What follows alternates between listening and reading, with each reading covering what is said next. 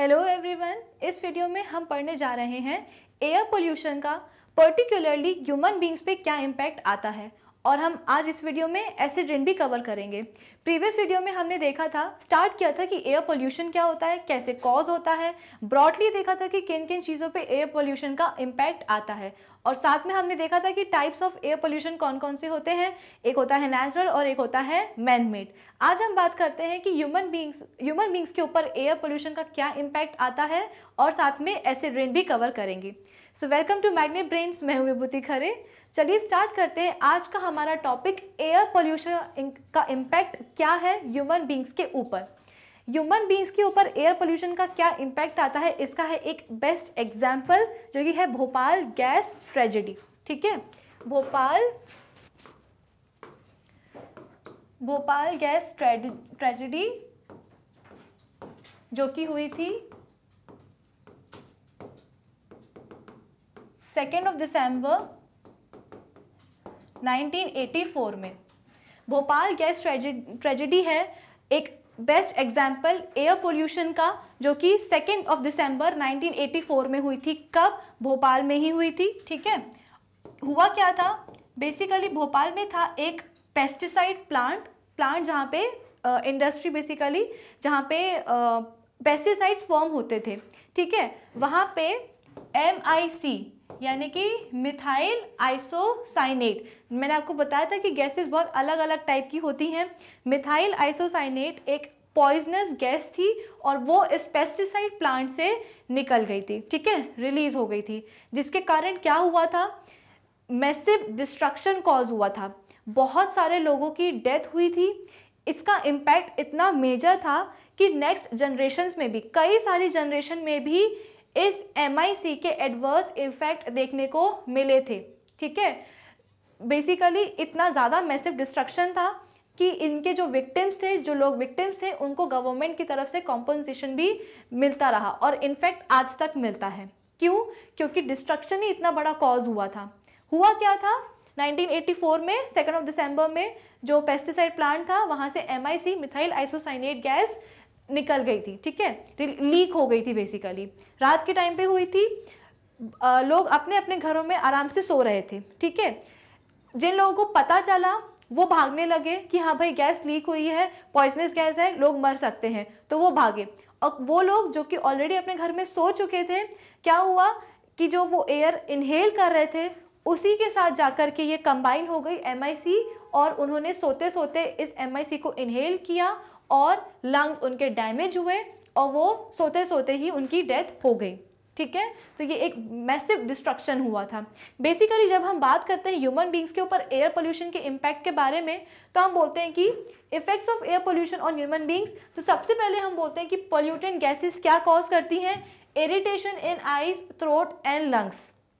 जो लोग उस ट्रेजेडी के टाइम पे थोड़े दूर थे जहाँ पे गैस लीक हुई थी, वहाँ पे लोगों ने ये ऑब्जर्व किया था कि रात के टाइम पे उनकी आंखों पे अचानक बहुत ज़्यादा इरिटेशन होने लगी थी।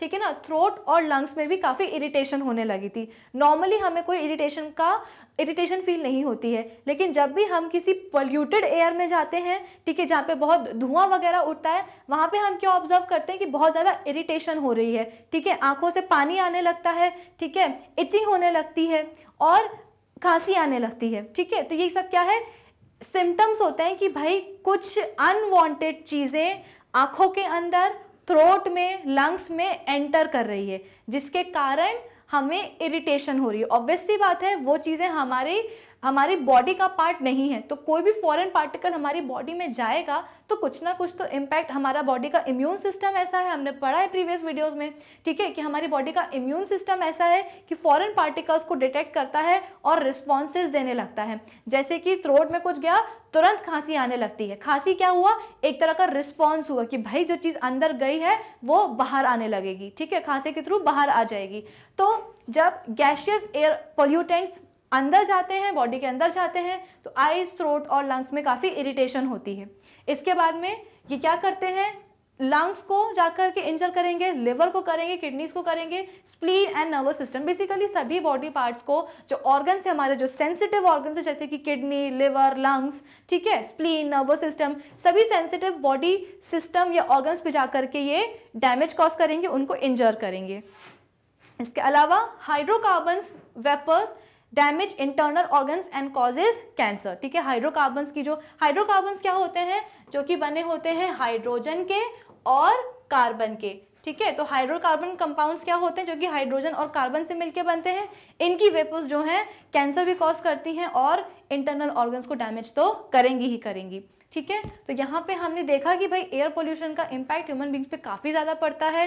ह्यूमन बींग्स की बॉडी होती है काफ़ी ज़्यादा सेंसिटिव, उसके अंदर बहुत सारे सेंसिटिव ऑर्गन्स होते हैं, ठीक है। जैसे ही पॉइजनस या कोई भी पोल्यूटेंट हम इनहेल करते हैं, तुरंत हमारा इम्यून सिस्टम जो है ना उसको डिटेक्ट करता है और रिस्पॉन्स देता है। कुछ भी अंदर गया है थ्रोट के थ्रू तो तुरंत खांसी आने लगती है। खांसी क्या है, एक तरह का रिस्पॉन्स कि जो अंदर गया है वो खांसी के थ्रू बाहर निकल जाए, ठीक है। तो जब कोई पॉइजनस गैसेज हमारी बॉडी के अंदर एंटर करने की कोशिश करती हैं तो आइज में इरिटेशन होती है, थ्रोट में और लंग्स में, राइट। ऑब्वियसली बात है, क्योंकि स्किन के थ्रू तो कोई भी गैस एंटर कर नहीं सकती, ठीक है। गैस कहाँ से एंटर करेगी, जहाँ पे जगह मिलेगी उसको, ठीक है। यहाँ हम बोल सकते हैं कि पोर्स जहाँ प्रेजेंट होते हैं, तो हम बोलते हैं कि हमारा माउथ एक तरह की कैविटी है, ठीक है। नोस्ट्रल्स हमारी एक तरह की कैविटी है, आइज के थ्रू भी जो है ना चीज़ें अंदर जा सकती हैं। तो सिमिलरली जब जहाँ से ये चीज़ें एंटर हो रही हैं, ठीक है, वहाँ इनकी सिम्टम्स देखने को मिलेंगे। तो लंग्स, थ्रोट और आइज में इरिटेशन होगी। इसके अलावा जब ये अंदर चले जाएंगे बॉडी के तो लंग्स में जो सेंसिटिव ऑर्गन्स हैं, किडनी, स्प्लीन, नर्वस सिस्टम, इन सब पे जो है ना इम्पैक्ट कॉज करते हैं, इंजर करते हैं। हाइड्रोकार्बन वेपर्स जो हैं वो डैमेज करती हैं क्या, इंटरनल ऑर्गन्स को, और कैंसर कॉज करती हैं। इतना आपको समझ में आ गया कि ह्यूमन बीइंग्स पे कैसे एयर पोल्यूशन अपना इम्पैक्ट डालती है। अब हम बात करते हैं एसिड रेन की। एसिड रेन न्यूज़ चैनल्स पे आपने कई बार सुना होगा कि हमारे जो मॉन्यूमेंट्स हैं, हिस्टोरिक मॉन्यूमेंट्स, वो कोरोड होते जा रहे हैं। कैसे कोरोड हो रहे हैं, सबसे पहले तो कलर से फ़र्क पता चलता है, ठीक है। मार्बल का कलर बहुत ही ब्राइट वाइट कलर का होता है और धीरे धीरे जो है वो इस तरह का पेल येलो होता जा रहा है। ये जो येलोइंग हो रही है मॉन्यूमेंट्स की, ठीक है, इसी को हम क्या कहते हैं, कोरोजन कहते हैं। कोरोजन किससे होता है, एसिड रेन के कारण होता है। अब क्या होता है, सवाल ये उठता है कि एसिड रेन क्या होता है। तो देखो, हमने पढ़ा है कि ह्यूमन बीइंग्स कई तरह से ह्यूमन एक्टिविटी से पोल्यूशन कॉज करते हैं। फॉर एग्जांपल हमने बोला कि ऑटोमोबाइल के इंजन्स जो होते हैं, ठीक है, उनसे निकलता है क्या, बहुत सारा सल्फर, नाइट्रोजन, ठीक है। इसके अलावा फॉसिल फ्यूल्स की बर्निंग होती है, उससे भी जो है ना नाइट्रोजन एंड सल्फर रिलीज होता है।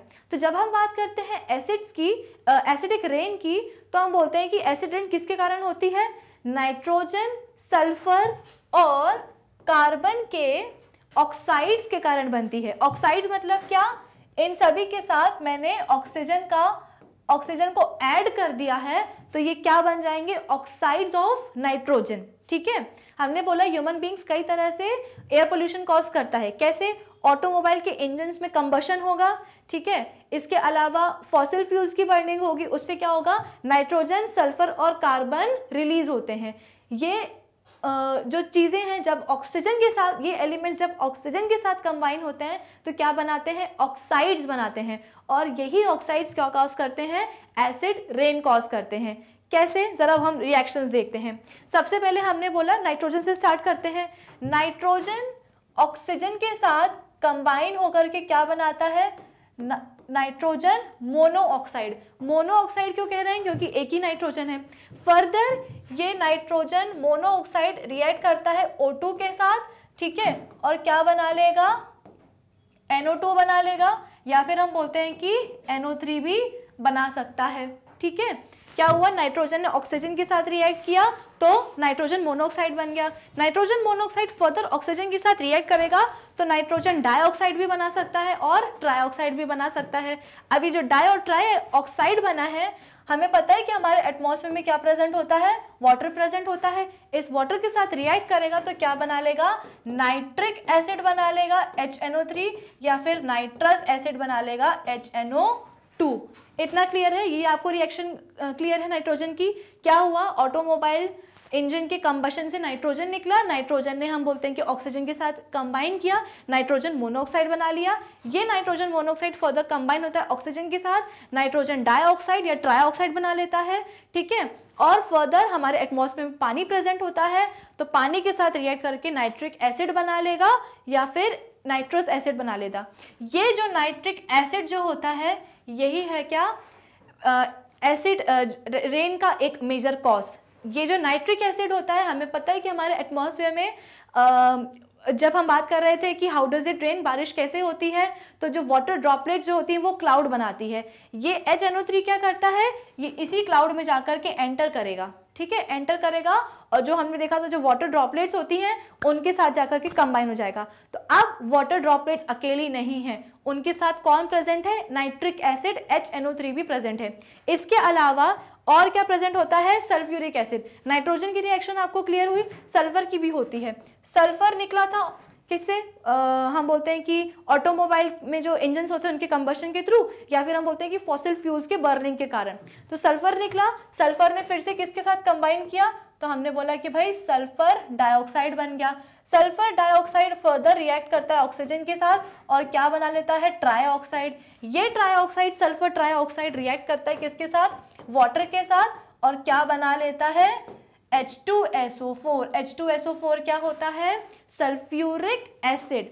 सल्फर निकला ऑटोमोबाइल इंजन में कंबशन के कारण, फॉसिल फ्यूल्स की बर्निंग के कारण सल्फर ने ऑक्सीजन के साथ कंबाइन किया, सल्फर डाइऑक्साइड बनाया। ये सल्फर डाइऑक्साइड फिर से रिएक्ट करेगा ऑक्सीजन के साथ, ट्राइऑक्साइड बनाएगा, सल्फर ट्राइऑक्साइड। हमें पता है कि हमारे एटमॉस्फेयर में वाटर होता है, वाटर के साथ रिएक्ट करेगा तो क्या बनाएगा, H2SO4। अब ये H2SO4 भी कहाँ जाएगा, ये H2SO4 भी हम बोलते हैं कि हमारे क्लाउड्स में जो ड्रॉपलेट्स थी, वाटर ड्रॉपलेट्स, उनके साथ जाकर के कंबाइन हो जाएगा। तो अब हमारी जो वाटर ड्रॉपलेट्स बनी हैं, ठीक है, ये है एक वाटर ड्रॉपलेट, एक वाटर ड्रॉपलेट है जिसमें क्या है, वाटर तो है ही, इसके साथ ही साथ सल्फ्यूरिक एसिड भी है और HNO3 भी है।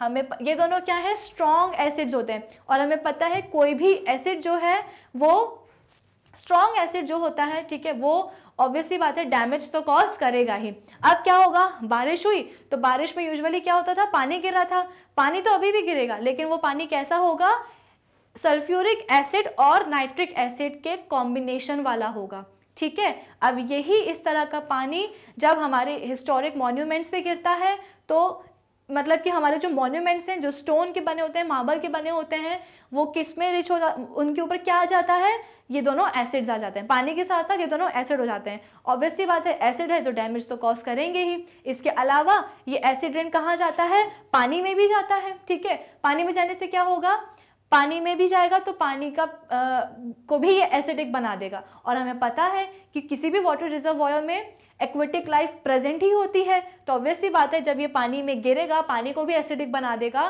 तो जो एक्वेटिक लाइफ पानी में है वो भी सफ़र करेगी। क्यों, क्योंकि उसको एक नॉर्मल पीएच पे रहने की आदत है, लेकिन जैसे ही एसिड उसके कांटेक्ट में आएगा पीएच जो है वो डिस्टर्ब होगा और उनके लिए ये बहुत हार्मफुल होगा। इसके साथ ही साथ पानी और कहाँ गिरेगा, लैंड पे गिरेगा। लैंड पे क्या होता है, वेजिटेशन होता है। पानी जैसे कि हमने पढ़ा था कि एयर पोल्यूशन वेजिटेशन को कैसे जो है ना डिस्ट्रॉय करता है, तो हमने बोला था कि ग्रोथ स्टंटेड हो जाती है, ठीक है। इसी तरह से जो एसिड रेन जब वेजिटेशन पे क्रॉप्स पे गिरेगा तो इससे क्या होगा, प्लांट्स डिस्ट्रॉय हो जाएंगे, ठीक है, मर जाएंगे। क्रॉप्स डिस्ट्रॉय हो जाएंगे तो भाई हम खाना कहाँ से अपना ऑब्टेन करेंगे। तो कुल मिलाकर के एसिड रेन काफ़ी ज़्यादा हार्मफुल होती है, ठीक है। बनती कैसे है ये, ऑटोमोबाइल इंजन्स में कंबशन होता है, फॉसिल फ्यूल्स की बर्निंग होती है, उससे नाइट्रोजन और ऑक्सीजन, नाइट्रोजन एंड सल्फर निकलते हैं।